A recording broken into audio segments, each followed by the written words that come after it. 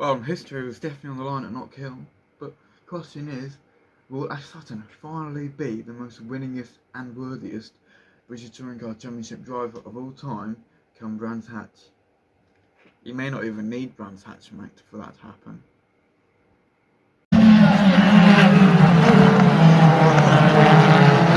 Yes, the British Touring Car Championship kicked back into life after their rounds at Thruxton, but they were here in Scotland for rounds 16, 17 and 18 for the rounds at Knockhill, and it was a crazy weekend and it was a very eventful one, and it's definitely safe to say a lot of things went down north of the border. We had two returnees. We obviously had Sam Osborne coming in after being sick after the last round, where Senna Proctor replaced him, so it was a swapsies for those two. And Nick Helsted, he is back. It was announced over the summer break for the British Touring Car Championship, but this was where he made his actual return in the number 55 Audi of PowerMax Racing. So yes, this would be his first race weekend back since the Brands Hatch GP of 2025. And if you look at what happened in practice, it was two of the Scots on top, with Aidan Moffat with a 50.8 and Dexter Patterson with a 50.9. So two of the PMR guys as well. Meanwhile, the two title protagonists, Ingram and Sutton, could only manage 7th and 14th, with Ingram doing a 51.0 and Sutton doing a 51.3. But that just enhances how close and how tight Knockhill actually is. But the qualifying race main grid would be Adam Morgan on pole, with Gordon Shedden alongside, with Dan Rowbottom 3rd, Chris Smiley 4th, Charles Raymond 5th, with Dale DeLeon 6th, the two BMWs making up the 3rd row there, and Aidan Moffat 7th, and Ricky Collard in 8th. Now Morgan would convert that to another win, so he would have another qualifying race win, like what Dan Rowbottom did for the inaugural British Touring Car qualifying race back at Donington Park short track. Gordon Shedden would finish 2nd, despite a little bit of a fight with Rowbottom, but he just couldn't quite get it over the line, so it would be Shedden 2nd, Rowbottom 3rd. And Tom Ingram could only manage 9th, and Ash Sutton went from 16th to 11th. So that would be the grid for race 1 on Sunday. A lot of things went down on Sunday morning. It was an absolute chaotic one. It was wet and wild. I'm sure a lot of the fans struggled to get in on the morning, because honestly, as soon as I got onto the stream of it on ITVX, it looked absolutely flooded. It looked torrential almost, pretty much. But we would have history. It would be historic moments, because Plato Racing, yes, they had a win yesterday on the Saturday, and yes, they've had a win on the qualifying race, or for the opening qualifying race in the inaugural one at Donington Park short track. It would be the first championship win, and not just that, a championship win 1-2. So it would be Adam Morgan claiming the win over the line with Dan Rowbottom with his Mercedes there in 2nd, and Gordon Shedden making it a feel-good podium for the home fans too in the Scottish land, so for the Toyota team there too, and Ash Sutton 4th, leapfrogging Ingram, who could only manage 5th. So yes, that was just a historic moment. And yeah, Gilbert in the BMW, one of the new guys, he got pushed into the kitty litter by Josh Cook on lap 17 out of 24. Now, we were all thinking it may have to go safety car to the end, but we did get a few laps off green to the end. And yeah, nothing really changed apart from that. But it was just such a great moment, and it's just so fantastic to see. And Plato could still get to 100 wins technically because of all this, because he had 97 wins as a driver. And if you add two of these up, the qualifying races and the championship one, he's now got to the Magic 100, if you like, in a way. But I mean, he must have been going absolutely berserk, and honestly, I don't blame him at all, Jason. I really don't. But going into race 2, it will be an absolute clinic by none other than Ash Sutton. It was inevitable, it was impressive, and he is impervious. Ash Sutton would win again for his 7th victory this campaign.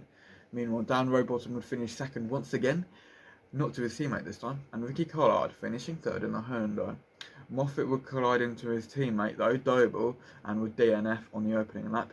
Ingram would pit on lap 1 also, as he collided with Shedden in race 2, and he did blow the radiator up. It was quite a minimal contact, so to get that sort of injury for the car out of that, it was quite bizarre really.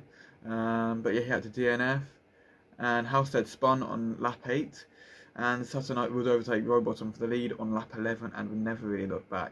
he never looked back from there, and it's such a fantastic dive into the final hairpin. And Dale de Leon would crash on lap 20, but reverses to get out. This would be a sort of theme of the day, or theme of the end of the day. And Chris Smiley would crash on lap 22, causing a safety car. It was a possible puncture, we think. And we thought it was going to end under safety car, but it wasn't. We had the green light, white checker, sort of NASCAR style for British touring cars. And we would go on to lap 27 out of 27. Nothing really changed, but it was quite cool for that to happen. And the stage was set for a thriller in race 3. So in race 3, it would be Tom Chilton claiming the pole for the reverse grid draw, and Ash Sutton would start on 12th because he drew 12, which is a maximum sort of number you're allowed to go in the draw with the lottery style thing of it. So it goes down from 6th to 12th. So whoever finishes 12th in this case will claim pole for the final race of the day, and this would be Tom Chilton. Lewis Selby alongside, and Sam Osborne further back, with Dan Camish on 4th, so it'd be a Napa 2-3-4 in this case, Dexter Patterson 5th, and Gordon Shedden 6th. But it was so interesting, and Gordon Shedden actually got a puncture on lap 1, so his luck didn't really improve after race 1, and Gilbert would spin on lap 3 as well.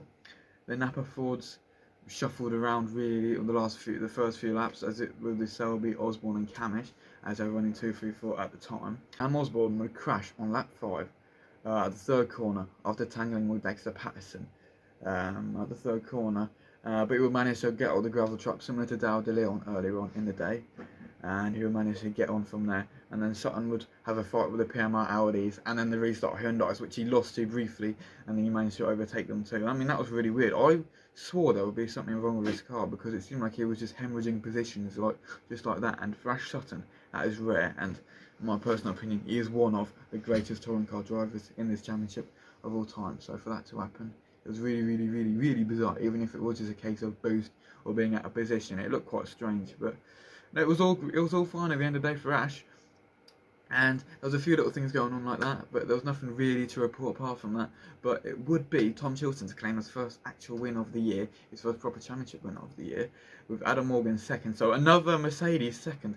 These Plato guys have loved the podium today at time of recording, and it's been fantastic to see them go at it. Really, it's fantastic to see them sort of be back onto it, sort of thing, because they've had a real sort of tough start to their campaign and their tough life as a BTCC team after the dream starting the qualifying race at Donington. But it's great to see them sort of being a bit more consistent. Hopefully they can build for the future too, because you have to think realistically as well, because you can't get flashy results like this all the time. But Dan Camish would finish 3rd in the Ford, with Tom Ingram in 10th and Ash Sutton only 12th, but he has got a massive points lead at the minute, 81 points, which if you look at how the points are classed, that is massive. And Dan Camish is 3rd still, but he's 94 points back. But, you know, it's a battle for 2nd. It's like what I say about IndyCar. It's like what I say about this, really. Formula 1's getting the same way too. So, yeah. I really do think we're going to see history now with Ash Sutton. I really do. And it's going to be fantastic to say that I was there at St Edson, at wherever, you know, to see this sort of, or see a chapter in this. So I think we should just drink it in and enjoy it personally, even if you don't particularly like the guy. I mean, I personally really like Ingram, so it'd be nice to see him sort of get it, but got to be realistic at this point standings in the game, at this stage of the game too. I mean, I just can't see that happening, so you've got to be realistic, but it would be history, and it would be historic, because like I said before, no one else has only won 5 championships. Well, no one has won 5 championships yet. The limit is 4 currently. So Ash Sutton he's been on 4 since 2023, and he can add 5, and it would just be so fantastic. But yeah, British Touring Car Championship returns in 2 weeks' time for the Donington Park GP round, which is always very interesting, and it's been quite a good fixture ever since returning to the calendar in its GP form, and it's quite good. This is obviously where we started the series this year, but it'll be great to see what they do on the GP loop around the back on the Melbourne hairpin, and I just can't wait for that personally. That'll be in 2 weeks' time, so we've got time to the dust to settle for this and calm down and chill and gather our thoughts from Knockhill and see where we're going to go down now for Donington. But safe to say, it's definitely looking really good for Ash. And what do you think about the action that happened this weekend in Knockhill? The